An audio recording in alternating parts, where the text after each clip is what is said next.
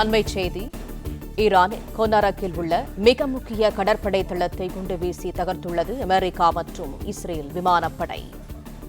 கொனாரக் கடற்படை தளத்தில் நிறுத்தி வைக்கப்பட்டிருந்த 3 போர்க்கப்பல்களையும் மூழ்கடித்தன அமெரிக்கா மற்றும் இஸ்ரேல் படைகள். அண்மைச் செய்தியாக நாம் பார்த்து வருகிறோம். ஈரானின் கொனாரக்கில் உள்ள அரசு அலுவலகங்கள் மற்றும் கட்டிடங்களும் முற்றிலுமாக தகர்க்கப்பட்டிருக்கின்றன. ஈரானின் கொனாரக் கடற்படை தளமானது தகர்க்கப்பட்டிருக்கிறது. கொனாரக் கடற்படை தளத்தில் நிறுத்தி வைக்கப்பட்டிருந்த 3 போர்க்கப்பல்களையும் மூழ்கடித்துள்ளன அமெரிக்கா மற்றும் இஸ்ரேல் படைகள். ஈரானின் கொனாரக்கில் உள்ள அரசு அலுவலகங்கள் மற்றும் கட்டிடங்களும் முற்றிலுமாக தகர்க்கப்பட்டிருக்கின்றன.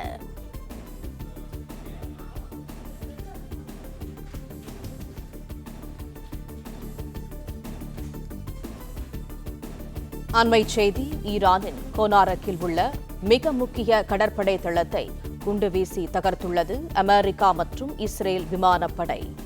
கொனாரக் கடற்படை தளத்தில் நிறுத்தி வைக்கப்பட்டிருந்த 3 போர்க்கப்பல்களையும் மூழ்கடித்துள்ளன அமெரிக்கா மற்றும் இஸ்ரேல் படைகள். அண்மைச் செய்தியாக நாம் பார்த்து வருகிறோம்.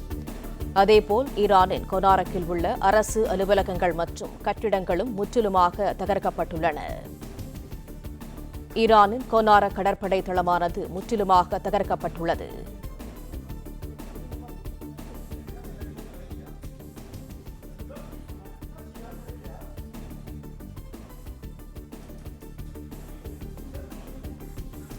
கொனாரக் கடற்படை தளத்தில் நிறுத்தி வைக்கப்பட்டிருந்த 3 போர்க்கப்பல்களையும் மூழ்கடித்துள்ளன அமெரிக்கா மற்றும் இஸ்ரேல் படைகள். கூடுதல் தகவல்களை தருகிறார் எமது செய்தியாளர் ராஜகுமரன். விவரங்கள் என்ன? ஈரான் நாட்டினுடைய முக்கிய கடற்படை தளங்களில் ஒன்றாக பார்க்கப்படக்கூடிய கொனாரக் கடற்படை தளம் தகர்த்து எரியப்பட்டிருக்கின்றது. இஸ்ரேல் ராணுவம் ஏற்கனவே ஈரான் நாட்டினுடைய போர்க்கப்பல்களை மூழ்கடித்திருப்பதாக தகவல் எல்லாம் வெளியிட்டிருந்தது. அமெரிக்காவினுடைய தாக்குதலிலே அந்த போர்க்கப்பல்கள் சிதைக்கப்பட்டன என்ற தகவலை சொல்லியிருந்தார்கள். இந்த நிலையில்தான் கொனாரக் என்று சொல்லப்படக்கூடிய இடத்திலே ஒரு மிகப்பெரிய கடற்படை தளம் ஈரான் அமைத்திருக்கின்றது. அந்த கடற்படை தளத்தை குண்டு வீசி தகர்த்து அமெரிக்க மற்றும் இஸ்ரேலிய விமானப்படை தங்களுடைய இந்த நடவடிக்கையை மேற்கொண்டிருக்கின்றார்கள்.